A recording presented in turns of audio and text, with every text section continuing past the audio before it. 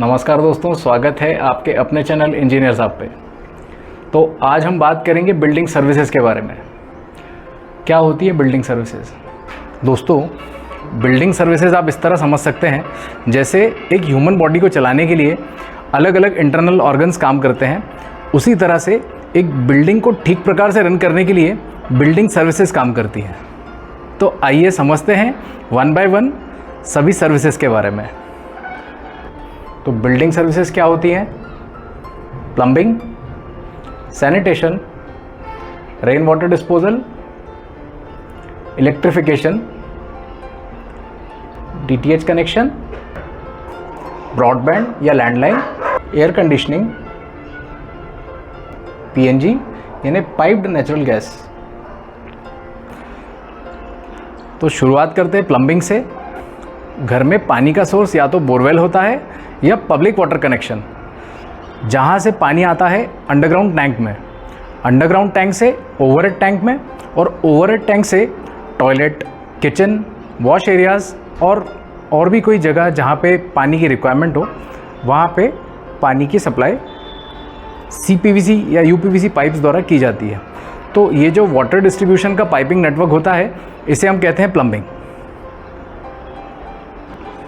तो एक बिल्डिंग में जहाँ से भी वेस्ट वाटर निकलता है, जैसे कि toilets, wash areas, kitchen sink, wash basin, या कहीं भी जहाँ से वेस्ट वाटर का डिस्पोजल होता है, तो इस वेस्ट वाटर को घर के अंदर बने हुए चैम्बर्स के थ्रू PVC सैनिटरी पाइप्स द्वारा कलेक्ट करते हुए जो पब्लिक सीवर से जोड़ने का काम जो नेटवर्क करता है, ये कहलाता है सैनिटेशन। इसके बाद आता है रेन वाटर डिस्पोजल सिस्टम।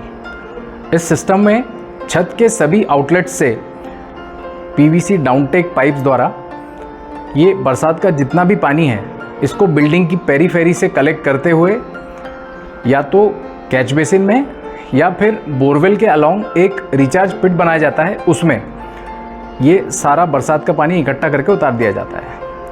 दोस्तों, ऐसा हम इसलिए करते हैं क्योंकि बरसात का सारा पानी नाली में बहा देने से अच्छा है हम उसे इकट्ठा करके बोरवेल या रिचार्ज पिट के द्वारा धरती के अंदर उतार देते हैं। इससे ग्राउंड वाटर लेवल बढ़ाने में मदद मिलती है। इसके बाद आता है इलेक्ट्रिफिकेशन।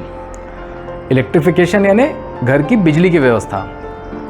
तो इसमें घर के मेन एंट्रेंस पे एक मेन बोर्ड होता है, जिसमें आपका एनर्जी मीटर व मेन डिस्ट्रीब्यूशन बोर्ड होता है। इसके बाद आपके घर के जितने लेवल्स हैं, जैसे कि ग्राउंड, फर्स्ट या सेकंड, तो उन अलग अलग लेवल्स पे फ्लोर वाइज डिस्ट्रीब्यूशन बोर्ड होता है, और उस फ्लोर के डिस्ट्रीब्यूशन सर्किट को कंट्रोल करने के लिए उन अलग अलग लेवल्स पे अलग अलग बोर्ड्स में कंट्रोल सिस्टम होते हैं, फ्यूज़, MCB वगैरह। दोस्तों, इसके बाद आता है DTH कनेक्शन। घर में जो हम टेलीविज़न देखते हैं वो एक डिश एंटीना के द्वारा कनेक्टेड होता है। तो हमें इसमें ये ध्यान में रखना होता है कि घर में कुल कितने नंबर ऑफ़ टेलीविज़न्स हैं, और जो आपकी डिश एंटीना की लोकेशन है वो घर में किस पार्ट पे, बालकनी या टेरेस में, जहाँ पे भी है, तो ये आपको पहले से ही तय करनी होती है, जिससे आपके डिश एंटीना से आपके टेलीविज़न तक जो भी केबल डले वो कंसील्ड फॉर्म में ही हम डाल पाएँ। तो दोस्तों, इसके बाद बारी आती है ब्रॉडबैंड या लैंडलाइन की। लैंडलाइन कनेक्शन तो हमारे यहाँ बहुत पहले से चला आ रहा है, लेकिन आज के इंटरनेट युग में ब्रॉडबैंड एक नेसेसरी और कंपलसरी सर्विस हो चुकी है। तो ब्रॉडबैंड कनेक्शन में आपको सबसे पहले ये ध्यान रखना होगा कि आपका जो वाईफाई राउटर है, ये बिल्डिंग की ऐसी लोकेशन पे हो जिससे आपके बिल्डिंग के सभी लेवल्स पे बराबर नेटवर्क मिले। तो वाईफाई राउटर की लोकेशन फाइनलाइज करने के बाद में आपको ये ध्यान में रखना पड़ेगा कि उस वाईफाई राउटर की लोकेशन से आपके बिल्डिंग के एक एक्सटीरियर पार्ट, कहीं पे भी एक पॉइंट आपको लेना पड़ेगा, जिससे कि एक अंडरग्राउंड केबल उस वाईफाई राउटर और उस एक्सटीरियर पॉइंट के बीच में डाली जा सके। तो इससे ये होगा कि आप जब भी ब्रॉडबैंड कनेक्शन लेना चाहें, तो जो भी आपके सर्विस प्रोवाइडर हैं वो जो बिल्डिंग के एक्सटीरियर पॉइंट पे ही ला करके अपना पॉइंट कनेक्ट कर देंगे। दोस्तों, ब्रॉडबैंड या वाईफाई राउटर बाद में लगाने से ये होता है कि जब कभी भी ये कनेक्शन लिया जाता है तो उसकी केबल्स घर में झूलती लहराती वाईफाई राउटर तक पहुंचती है, जो कि बहुत बुरी लगती है। तो इससे बचने के लिए मैंने जो आपको तरीका बताया आप इसे फॉलो कर सकते हैं। दोस्तों, घर में लगने वाले एसी जनरली 2 प्रकार के ही होते हैं, या तो विंडो एसी या स्प्लिट एसी। तो विंडो एसी यदि आप यूज़ कर रहे हैं तो उसमें कोई विशेष सावधानी वाली बात नहीं है, और यदि आप स्प्लिट एसी यूज़ कर रहे हैं तो उसमें आपको कुछ बातों का ध्यान रखना पड़ेगा। जैसे आपको इंडोर यूनिट और आउटडोर यूनिट, इन दोनों यूनिट्स की लोकेशन फिक्स करना पड़ेगी कमरे के अंदर, व आउटडोर यूनिट या तो आप बालकनी या टेरेस कहीं पे भी लगा सकते हैं।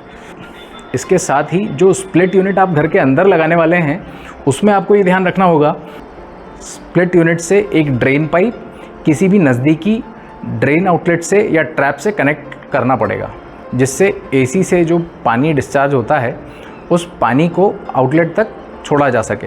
अदरवाइज़ ये लीकेज के फॉर्म में आपको दीवारों में दिख सकता है। दोस्तों, इसके बाद आती है बारी पीएनजी की, पाइप नेचुरल गैस। तो पीएनजी एक अल्टरनेटिव व्यवस्था है एलपीजी सिलेंडर्स के बदले।